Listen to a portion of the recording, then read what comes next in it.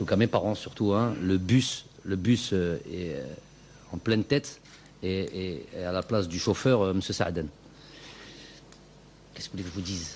Je sais pas, j'ai essayé. Le premier sentiment, ça a été un sentiment de colère, évidemment, de colère, hein, colère, puisque même quand on entend quand on voit ses parents, ils sont là, si c'était en France, ça aurait été autre chose, mais ils sont là, il y a tous les gens qui sont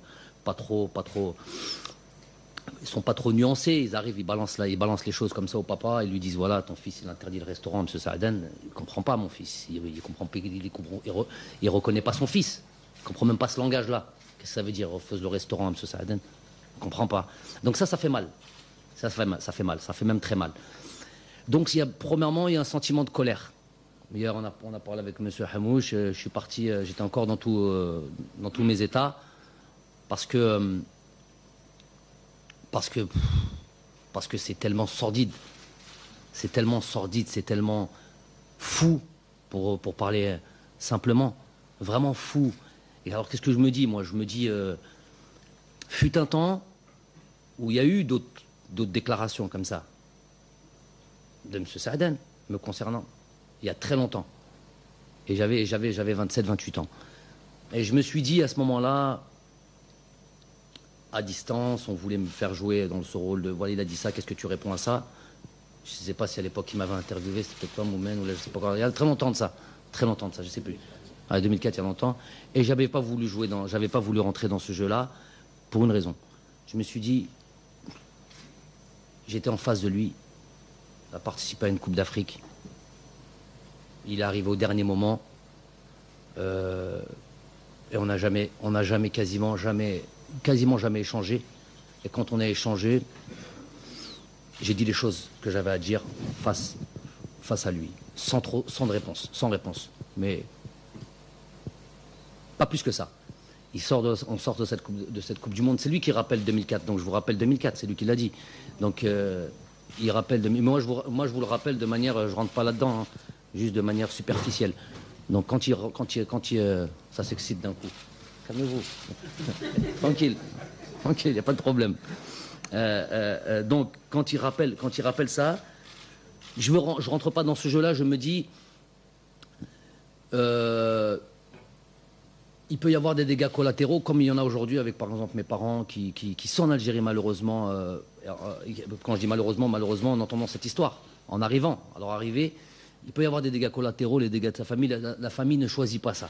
Ne choisit pas ce truc-là. J'ai dit, allez, je vais laisser couler, ça vaut pas le coup. Un jour, je lui dirai en face, parce que c'est la manière dont je procède, un jour, je lui dirai en face, et je lui ferai répéter ce qu'il a été dire à la presse. C'est sa manière de procéder à lui. Tant de temps passé, on en arrive à ça, et je me dis, peut-être que déjà j'aurais dû tuer le bébé dans l'œuf, comme dirait l'autre. Peut-être qu'à déjà en 2004 j'aurais dû intervenir, et aujourd'hui il ne serait pas intervenu en disant, je répète, c'est pas des absurdités, c'est très grave ce qu'il dit, mais c'est de la folie. Voilà, si je peux sortir le mot, le mot c'est la folie. Il y a, je vais dire quoi? Je vais dire, si je commence à rentrer dans les détails et je commence à parler de ce qu'il a dit par rapport au restaurant, ou ce qu'il a dit par rapport à Aziz, ce qu'il a, je sais pas, peut-être qu'il n'a pas le droit de respirer, si je peux dire, peut-être que je suis responsable du choléra à Blida, responsable de tout ce qui se passe de mal dans ce truc. Si je commence à rentrer là-dedans, je me dis, je descends à ce niveau-là, si bas. C'est pas que je suis, je me glorifie ou je suis qui que ce soit. Je suis personne. Moi, je suis Jamel Belmadi. Mais le niveau est trop bas. Le niveau est trop fou. Je serais fou moi-même de rentrer là-dedans. Moi, j'ai aujourd'hui un objectif. Je viens, pas aujourd'hui.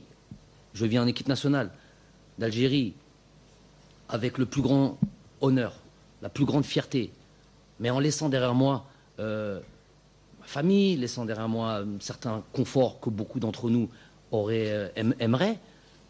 Et je disais ça avec je viens avec beaucoup de fierté et beaucoup d'honneur.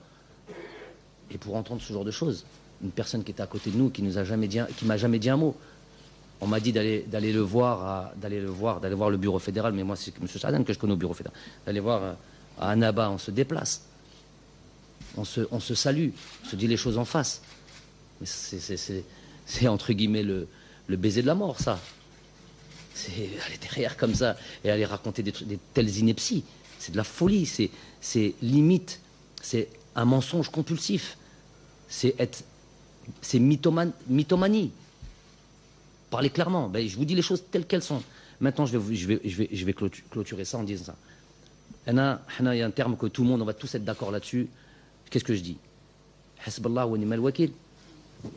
On est tous d'accord là-dessus. Si de ce qu'il a mis en avant, et moi j'ai entendu que une partie, pour être sûr, pas juste entendre les gens qui me disent t'as dit ça, non, je voulais être sûr. J'ai vu 15 minutes de ce qu'il a dit, ça me suffisait. Suffit pour me faire mal au cerveau. Qu'est-ce que j'ai dit?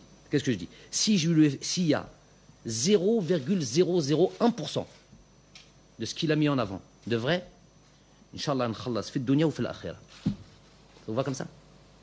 Je paye là et après. Si 0,0001% de ce qu'il a dit est vrai. Tout ce qu'il a dit, faux, archi-faux me concernant. Et je pense concernant la fédération, mais moi je ne suis pas tous les jours dans les bureaux de la fédération.